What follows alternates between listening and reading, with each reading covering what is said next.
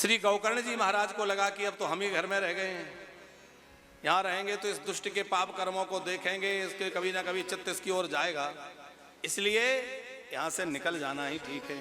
तीर्थों में चले गए, तीर्थों में भ्रमण करते करते अनेक जगह घूमे। यहाँ धुंधकारी की वेश्याओं के द्वारा मृत्यु हुई, कई वेश्याएं उसने घर में रख ली थी, बाद में उन्होंने उसको मार डाला। गोकर्ण जी को पता चला तो जहां जाते थे अपने भाई के निमित्त श्राद्ध करते थे, तर्पण करते थे, पिंडदान करते थे, खूब पिंडदान किया। लेकिन जब घर लौटे तो देखा कि वो अभी भी प्रेत बना हुआ भटक रहा है। तो सोचा इतना मैंने गया जी का श्राद्ध किया, सब किया, मेरा भाई प्रेत क्यों बना है? तो मंत्र पूर्वक उसको आवाहित किया, उस आत्मा को, और पूछा कि ये बता तेरी गति क्यों नहीं हुई? उसने कहा भैया मैं ऐसा वैसा पापी नहीं हूं, ब्राह्मण होके मैंने अपने माता पिता से द्रोह किया, सुरापान किया, क्या पाप मैंने नहीं किए? मेरी मुक्ति गया श्राद्ध से भी नहीं होगी, आप और कोई बढ़िया उपाय देखिए। गोकर्ण जी संथे विचार करने लगे इसकी सदगति कैसे होगी। सूर्यमंडल से आवाज आई, इसकी सदगति के लिए श्रीमद् भागवत ज्ञान यज्ञ करो। श्रीमद् भागवतान मुक्ति सप्ताहं वाचनां कुरु इति सूर्य वचः सर्वैर धर्म रूपम तु विश्रुतम। सूर्य भगवान ने ऐसी आकाशवाणी की।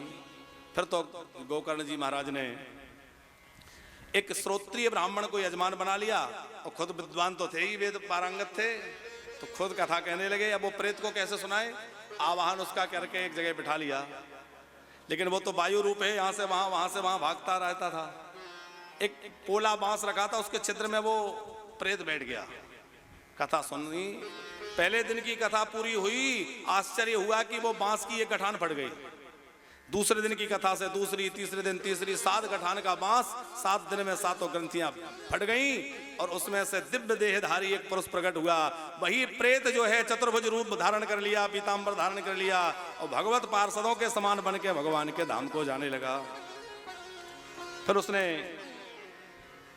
भागवत जी को प्रणाम किया, गोकर्ण जी को प्रणाम किया, और कहा धन्य है आप लोग जो मेरी मुक्ति करवा दी। मुक्त होकर भगवत धाम चला गया। गोकर्ण जी ने पुनः भागवत की, जिसके प्रभाव से वह अपने परिकर के सहित भगवत धाम पधारे। तो इस कथा का रहस्य क्या है?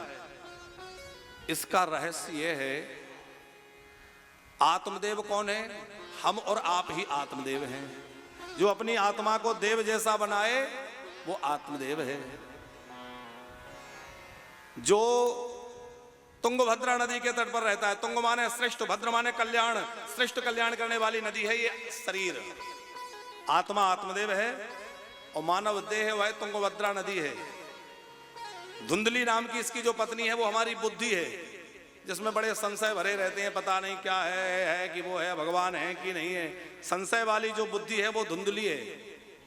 हमारा मन ही धुंधकारी है, जो 5 विषयों में फंस जाता है, रूप रस गंध शब्द स्पर्श।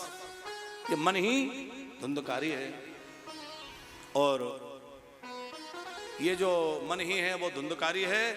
और विवेक हमारा जो है वही गोकर्ण है, विवेक गोकर्ण है। इस तरह से इसका रहस्य है। 7 गठानों वाला बांस क्या है? बोले हमारा ये शरीर ही, इसमें काम क्रोध लोभ मद मोह और अविद्या आदि 7 गठाने हैं। इस सत्संग से ही छूटेंगे। सनकादि की कथा में खूब आनंद हुआ, खूब कीर्तन हुआ, वहां भगवान पधारे, और सनकादि ने कहा जैसे आप आज हमारी कथा में पधारे ऐसे ही सबकी कथा में पधारते रहना। भगवान ने कहा बिल्कुल वचन दिया। सब कथाओं में भगवान अवश्य कृपा करके आते हैं।